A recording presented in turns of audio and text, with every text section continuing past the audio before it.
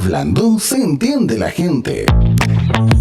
Es la entrevista ciudadana en Medio a Medio. Si estamos aquí en el informativo de M Radio, como siempre, con un invitado para conversar del humano, lo divino, del presente y futuro de Arica. Y en esta ocasión queremos hablar de lo habitacional con justamente la Seremi de Vivienda y Urbanismo, Romina Farías Pérez. Bienvenida aquí a M Radio. Buenas tardes ya. Sí, tardes. Y más rato, más tardes, porque retransmitimos este programa a las 5, así que vamos a salir dos veces. Qué bueno. Bueno, bienvenida al programa y muchas también, gracias. Esto va a sonar raro, pero bienvenida a la región, lleva 10 años acá. Usted es magallánica. Sí. ¿Qué la trajo por acá? Me trajo el trabajo. ¿Sí? Yo soy magallánica, efectivamente. Estudié en Santiago. Y siempre me preguntan, ¿usted no es de aquí? Me dicen, usted no es de aquí.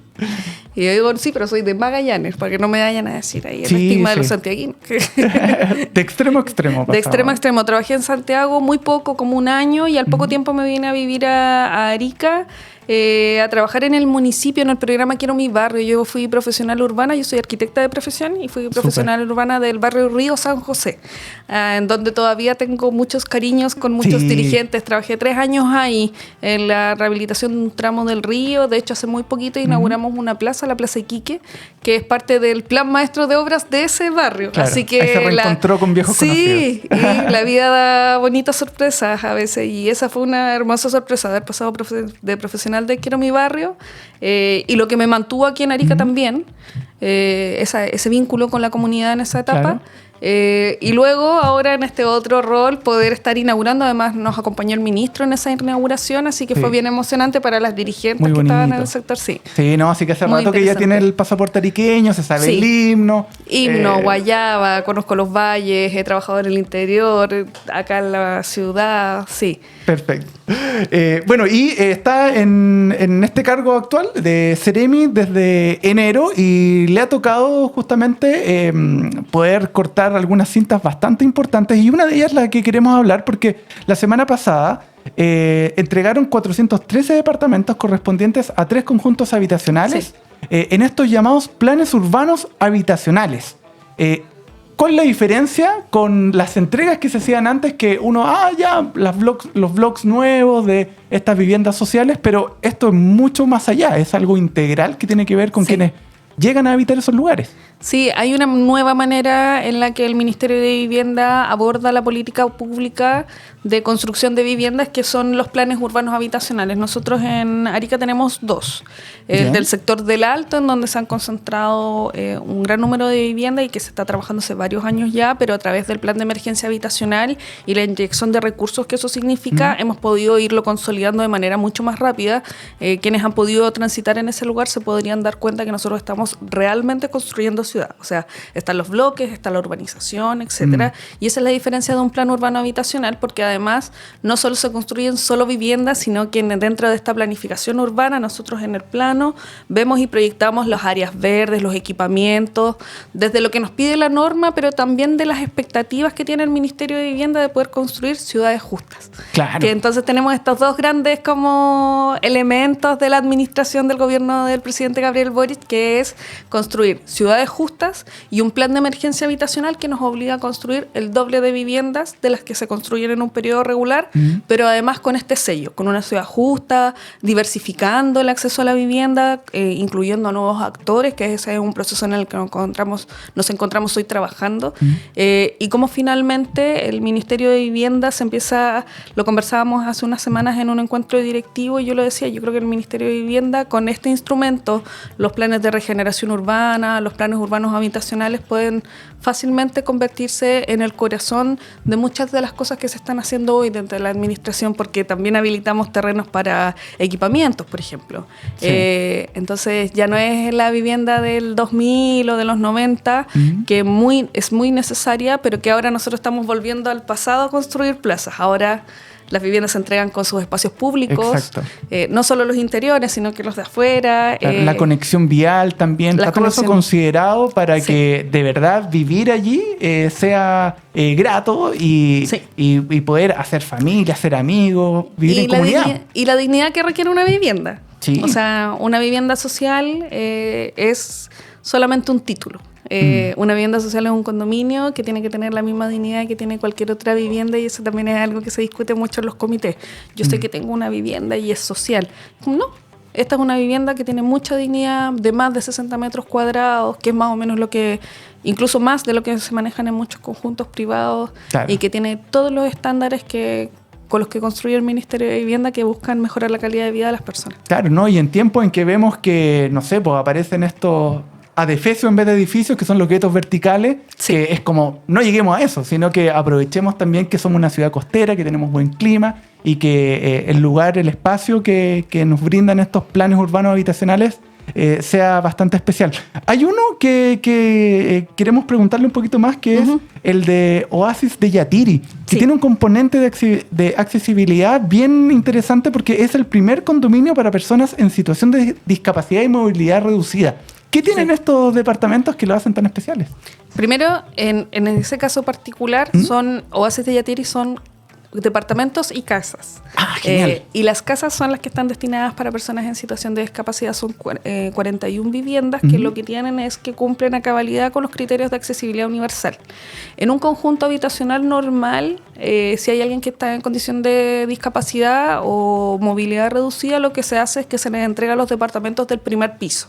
En este caso, entendiendo el momento en el que se empezó a construir esto, que hace un tiempo, se decidió que este comité que había, que era un comité de personas en situación de discapacidad, pudiera optar a estas 41 viviendas, que efectivamente es muy excepcional y que tienen características, que es que el metraje son un poco más de 50 metros cuadrados por vivienda, pero por ejemplo el baño es un baño que es completamente continuo, o sea, no tiene pie de ducha. Súper. O sea, la familia no lo tiene que adaptar, es continuo, una persona en silla de ruedas puede entrar completamente hasta el fondo, tiene todos los barandales que se requieren, y finalmente lo que busca es poder entregar autonomía a las personas que tienen alguna discapacidad, porque ahí está este debate que es más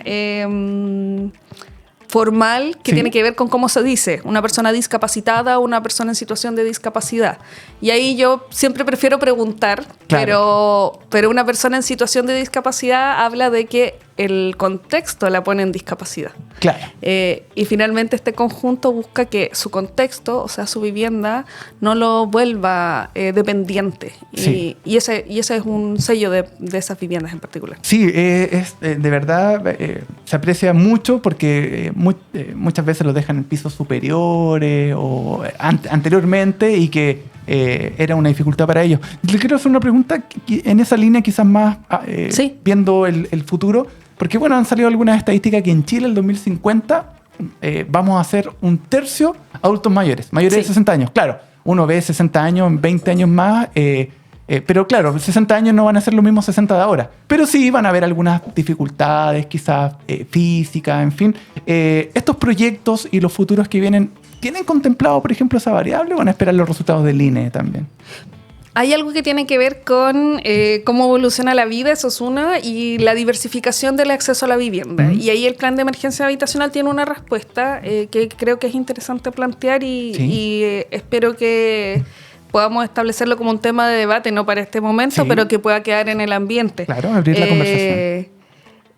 Tenemos una línea que se llama viviendas tuteladas, que el Ministerio de Vivienda construye estas viviendas. Nosotros tenemos un proyecto que ha tenido algunos asuntos, pero está ahí, a punto de salir en Juan Noé, que son, si no me equivoco, un poco más de 20 viviendas tuteladas, que son viviendas, departamentos para 1 o 2 personas, que están administradas por el municipio a través del Senama, en las que se entregan las viviendas a personas mayores autovalentes, en las que viven en comunidad y tienen espacios comunes en las que se les entrega programa para garantizar que se mantengan de manera activa. Súper. Y eso es interesante porque la Política Nacional de Cuidados, Chile Cuida, se encuentra con el Plan de Emergencia Habitacional, que es algo que es una manera distinta. Normalmente el Ministerio de Vivienda y Desarrollo Social no tenían muchos espacios de encuentro, y hoy nos encontramos en ese espacio. Nosotros construimos las viviendas y Senama, a través del municipio, administra y entrega.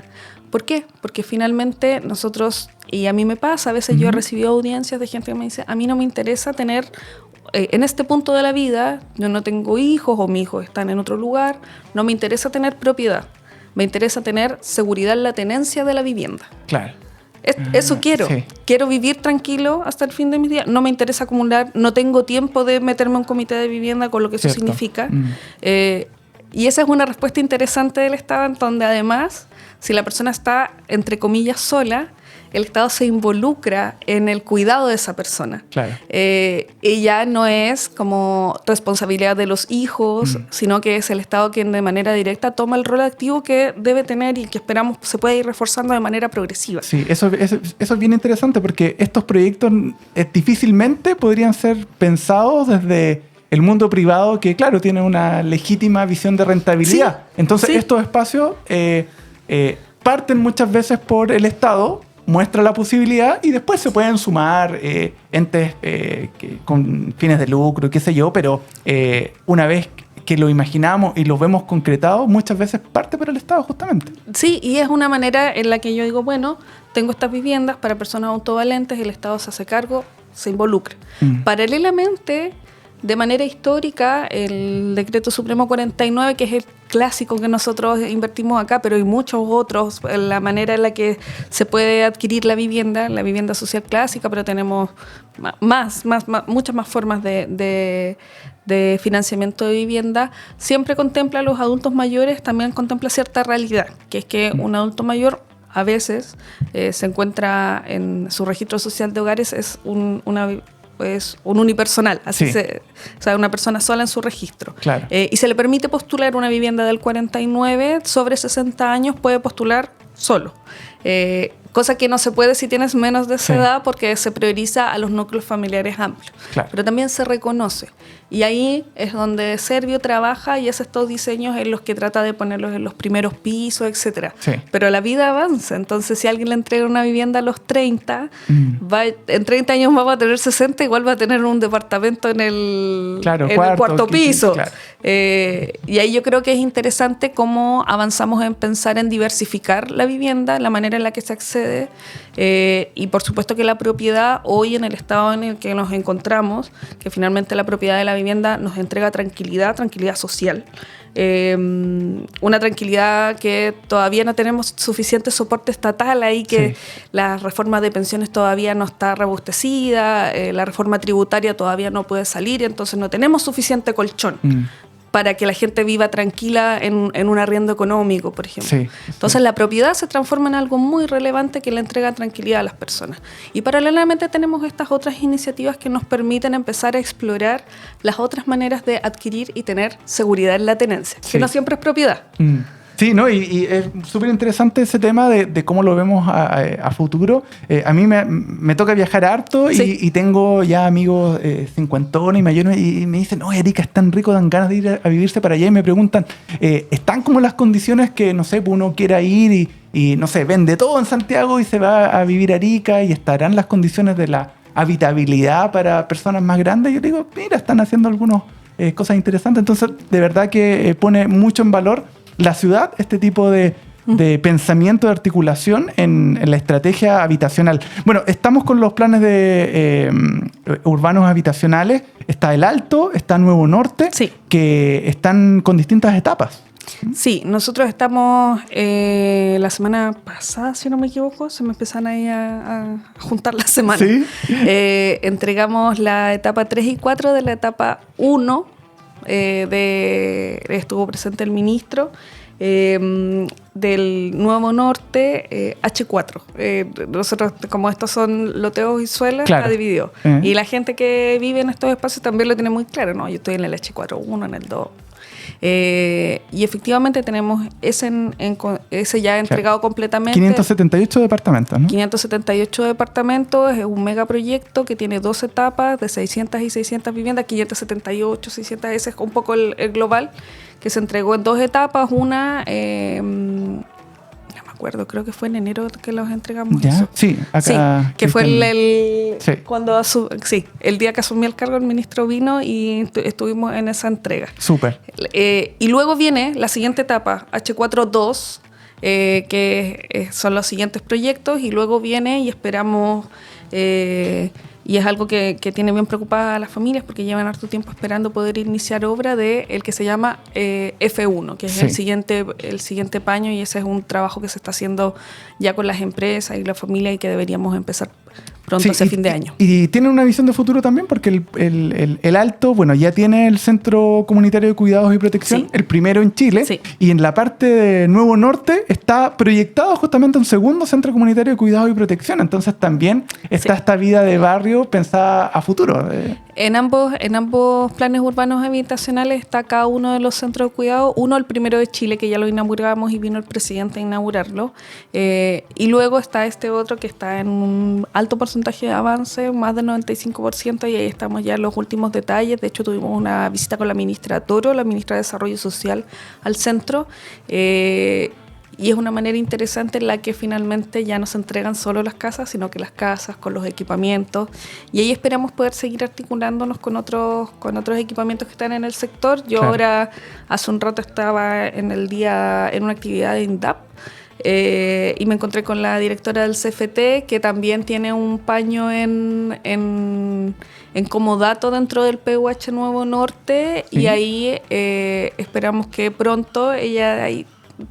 No me atrevo a decir bien la fecha, pero pronto se pueda empezar a construir el CFT del sector norte, que es algo que se anunció hace tiempo, pero ahora estamos cada vez más cerca de que puedan obtener los permisos, etcétera, y que se pueda echar a andar. Y eso es porque esos terrenos que son del servicio, que son del Ministerio de Vivienda, ya no se piensan en 100% viviendas, no porque no sean necesarias, sino que la gente necesita más que una casa para vivir.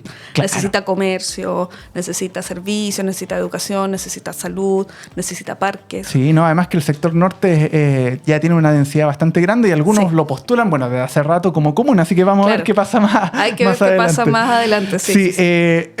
Usted decía, el tema de la vivienda es muy importante. ¿Cuál es el déficit habitacional que hay en nuestra ciudad? Porque, no sé, de repente aparecen proyectos, lo conversamos el otro día, o sea, hace algún tiempo con el senador Durana, que, por ejemplo, está esta idea de una desaladora, porque ayudaría a generar este vital elemento para alrededor de 11.000 viviendas, 11.000 hogares. Oiga, que bien informado está el senador. Entonces, claro, influyen que hayan correlación de estos proyectos, de estas soluciones, para poder pensar también en cubrir ese déficit habitacional. Hay algo que es importante. Primero es que la ciudad está planificada según el plan regulador que esperamos. Por favor, que salga. Estamos ahí en proceso, ya salió del CORE, se fue a la Contraloría, están en esos pimponeos, pero es muy importante porque efectivamente amplía el radio urbano de la ciudad y la cobertura de la sanitaria no está llegando a esos sectores. Entonces, yo creo que la conversación y la discusión respecto de la desaladora es una conversación que en este punto es oportuno tenerla.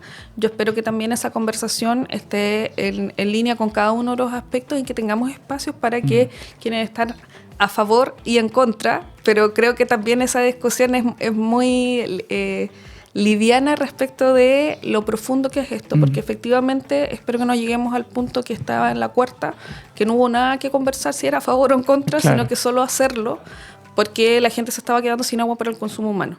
Claro. Y ahí la consulta que hoy sé que están en esto, en discusión con la desaladora, el financiamiento también, otro tema. Sí, en fin, pero... claro. Hoy creo que el punto crítico y que es lo que están trabajando con la empresa, quienes tienen que ver de manera directa, pues nosotros nos pronunciamos como vivienda, pero solo desde lo urbano, es qué se hace con la sal.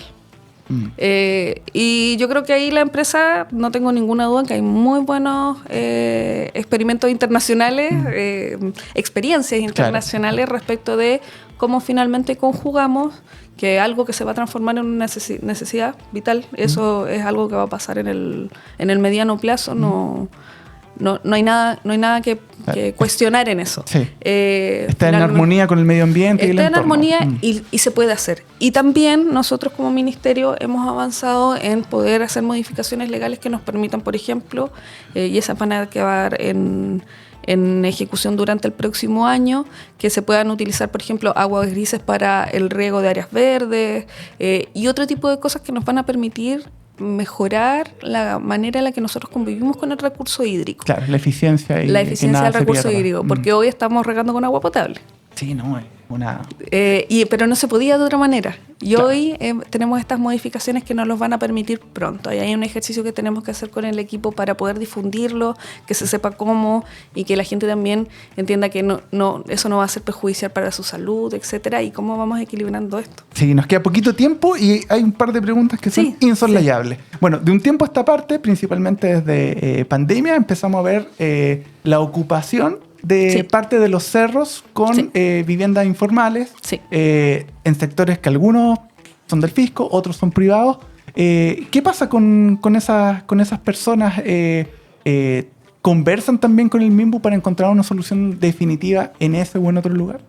Ahí lo importante es que nosotros tenemos un sistema que se llama MIMBU Conecta y es una capa que es larga. Tenemos algunos campamentos que, según las definiciones de campamentos del ministerio, se intervienen y se trabaja con la gente para que puedan ser hábiles para subsidio.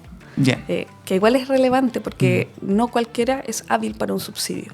Luego, la caracterización de esos espacios la está llevando en general, algunos en nuestro caso, a través de esta línea, cuando cabe, otros, yo sé que desarrollo social, con la delegación, etcétera, por ser ocupaciones irregulares, también los permiten caracterizar.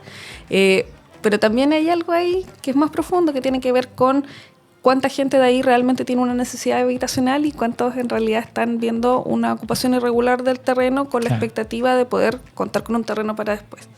Y eso sí nos ha pasado y es un tema delicado, pero pasa porque pasa que a veces se desaloja un sector y crece un campamento. Y ahí es donde el Estado entra porque es un campamento, etcétera. Claro. Y también hay gente que simplemente se va a su casa. Sí. Y ahí es algo que Bienes Nacionales, quien tiene la mayoría de los terrenos ocupados, está trabajando. Yo ahí no me atrevería a meterme en eso en particular sobre la caracterización de esas personas. Sí. Nosotros podemos caracterizar a las personas y llegan algunos. Bien. Si se genera eso, llegan algunos a Serviu para poder ver y orientar.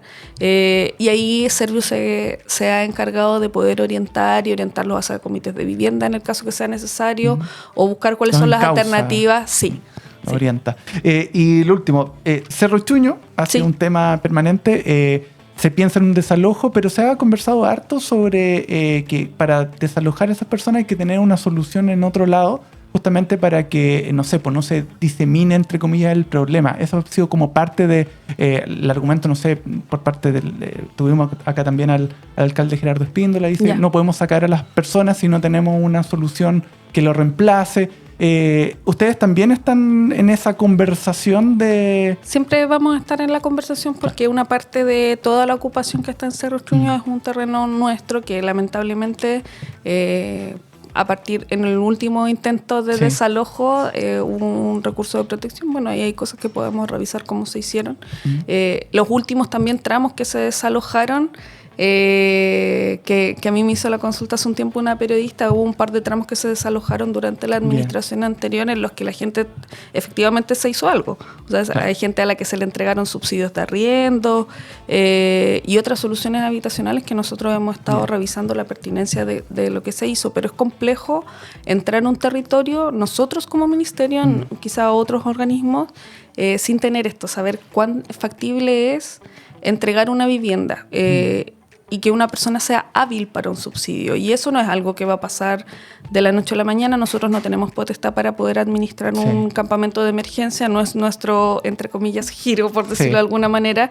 Pero nosotros tenemos un sistema para poder acceder a la vivienda. Ese sistema se llama MIMBU Conecta. Funciona desde el 2018. Y es ahí donde los comités, luego de que pasaron por sus procesos personales internos, que decidieron ser el comité Felipe Camiroaga, que existe. Sí, en la quinta región. No, y aquí también. ¿Aquí también? Sí.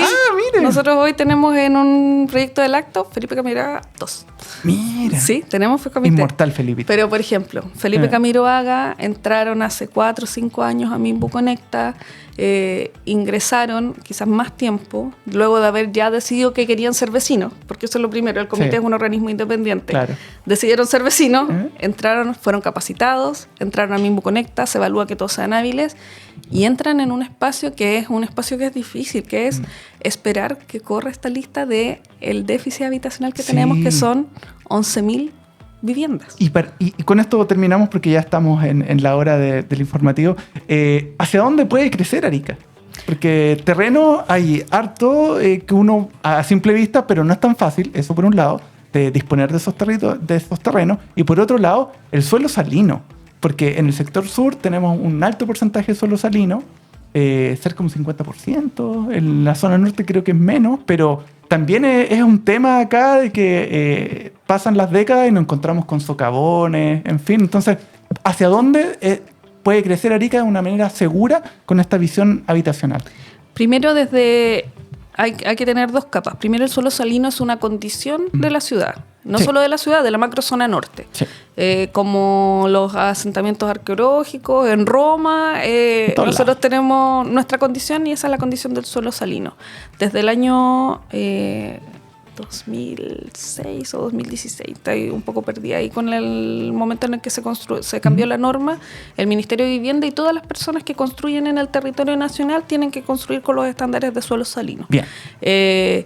Y así se ha hecho siempre. El Ministerio siempre ha construido en torno a la ley. Eso es lo primero. Y en torno a eso, entonces, cada vez que nosotros crecemos, a pesar de que crezcamos en suelo salino, siempre vamos a construir con los nuevos estándares que nos obligan a remediar el suelo, a aislarlo, etcétera, y además trabajar con las personas respecto de cómo convivimos con esta condición, que tiene que ver con no regar el auto en el patio, no plantar un arbolito, y ahí también necesitamos que la empresa sanitaria, que está, yo sé, movilizándose para poder construir y mejorar las redes, también ellos avancen en poder mejorar sus estándares y poder llevar sus alcantarillados y redes en general de la ciudad a norma.